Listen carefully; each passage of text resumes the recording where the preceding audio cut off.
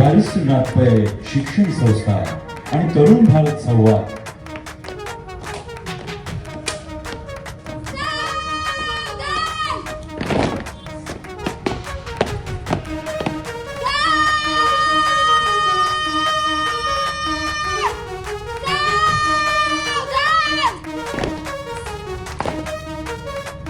मान्यवर अर्थात परमवीर चक्र विजेते सीओ सन्माननीय गायवणकर मॅडम यांच्या सर्वांच्या उपस्थितीत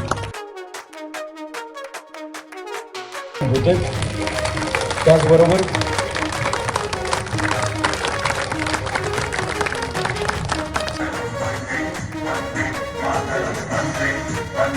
ये मेरे लिए बड़े सौभाग्य की बात है कि जो ये T-55 ये एक ऐसा टैंक, ऐसा हथियार जिसने 1965 और 1971 में दुश्मनों को नस्तो नाबूद किया और ऐसे शूरवीर योद्धा इन टैंकों पर सवार होकर के एक युद्ध में जब गए हैं, एक नई जीत का स्वर्णिम अध्याय उन्होंने अंकित किया है. आज उसी T-55 का यहाँ इनॉग्रेशन करना उस एक शौर्य और वीरता का प्रतीक ये टैंक है और आज इसका उद्घाटन करने का मुझे सौभाग्य मिला. ये ऐसा अवसर है जब भारत कारगिल विजय की सिल्वर जुबली मना रहा है.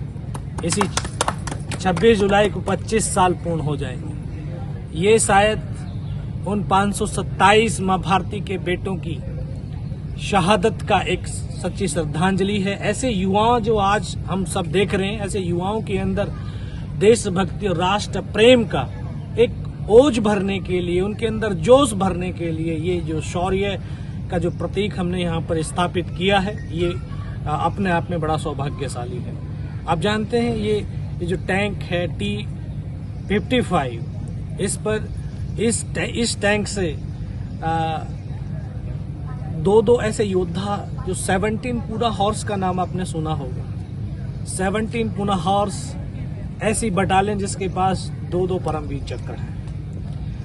उसी का एक परमवीर चक्र सेकंड लेफ्टिनेंट अरुण खेत्रपाल जो 71 वार के अंदर, वो योद्धा मेरे जीवन का आदर्श रहा है, जिसने पाकिस्तान की एक पूरी स्क्वाड्रन को ध्वस्त कर दिया था. एक स्क्वाड्रन में आप जानते होंगे कितना टैंक, एक स्क्वाड्रन में 14 टैंक होते हैं. 14 टैंकों को अकेले ने ध्वस्त कर दिया था. 21 साल की अवस्था थी और जब वो पाकिस्तानी, जब गर्व तो हमें तब हुआ जब वो पाकिस्तानी कमांडर जब हिंदुस्तान आकर के उसकी मां के चरणों को छू करके कहता है, मां तूने बेटा नहीं शेर को पैदा किया था. क्योंकि आज मैं हूं तो इसीलिए हूं क्योंकि अगर मैं नहीं होता तो वो होता.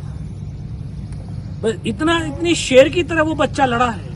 तो नया 2-2.5 साल की सर्विस और इतनी बहादुरी से लड़ने वाला ये T-55 से इतना ये शौर्य का प्रतीक है. ये हमारे ऐसे जो प्रोग्राम्स हैं देश भर के अंदर युवाओं के पास जाने चाहिए, क्योंकि ये युवा ही इस राष्ट्र की ताकत है, शक्ति है, समर्थ है. और युवाओं के अंदर अगर एक सकारात्मक सोच राष्ट्र के प्रति आती है तो राष्ट्र सशक्त, समृद्ध और सुपर पावर बनने की दिशा में आगे बढ़ता है. हम विकसित भारत की बात करते हैं कि 2047 में विकसित भारत बनेगा, और बिल्कुल बनेगा तो ये युवा ही बनाएंगे. और ये युवाओं के अंदर हमें बस सिर्फ एक सोच लानी है, सकारात्मक सोच. राष्ट्र आपकी पहचान है. इस राष्ट्र ने आपको जीवन दिया, खाना दिया, पानी दिया, हवा दिया, शिक्षा दी, संस्कार दिया. अब इस यूथ से बस यही कहना है कि अभी आपको राष्ट्र को समर्पित होना है. ये राष्ट्र से आपकी जो पहचान है, इस पहचान को हमें विश्व स्तर के ऊपर लेकर के जाना है.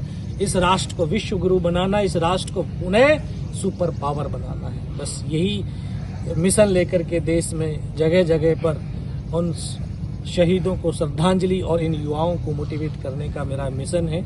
और आज इस जगह पर मैं अपने आप को बड़ा पावन और पुनीत समझ रहा हूँ कि आज मैं इन युवाओं के बीच आया हूँ.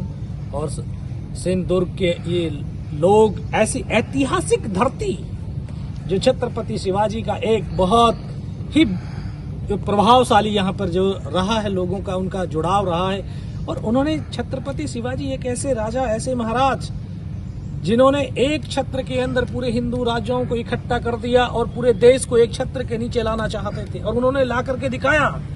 यहां से लेकर के और हरियाणा तक उन्होंने युद्ध लड़ा है, और एक ऐसा युद्ध का उन्होंने एक अलग पहचान बनाई जो आज इंडियन आर्मी के अंदर भी है।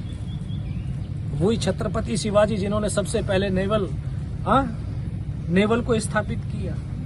ये छत्रपति शिवाजी, ऐसे राजा, ऐसे महाराजा, ऐसी धरती, ऐसी पावन पुनीत धरती, हम अपने आप को बड़े सौभाग्यशाली समझते हैं कि इस भारत माँ के गर्भ से हमने जन्म लिया है। और ये क्योंकि ये धरती तो ऐसे ऐसे ऋषि मुनियों तपियों की धरती है कि ये जप की, तप की, ज्ञान की, विज्ञान की, पुरुषार्थ की, परमार्थ की, वीरों की, वीरांगनाओं की धरती। शायद हमने बहुत पुण्य किए होंगे पिछले जन्मों में, तब हमें ये भारत माँ का गर्व मिला। पूरी दुनिया का जो एक ये धरती का ऐसा खंड, ऐसा टुकड़ा जिसको माँ बोलते हैं। पाकिस्तान में माँ नहीं बोलते, चाइना में माँ नहीं बोलते। अभी मैं टर्की गया था, टर्की में माँ नहीं बोलते।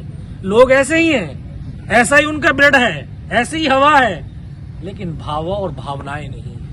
हमारा देश भाव और भावनाओं से है। इस धरती, और ये धरती हम माँ बोलते हैं तो माँ जैसा इश्क नहीं करते।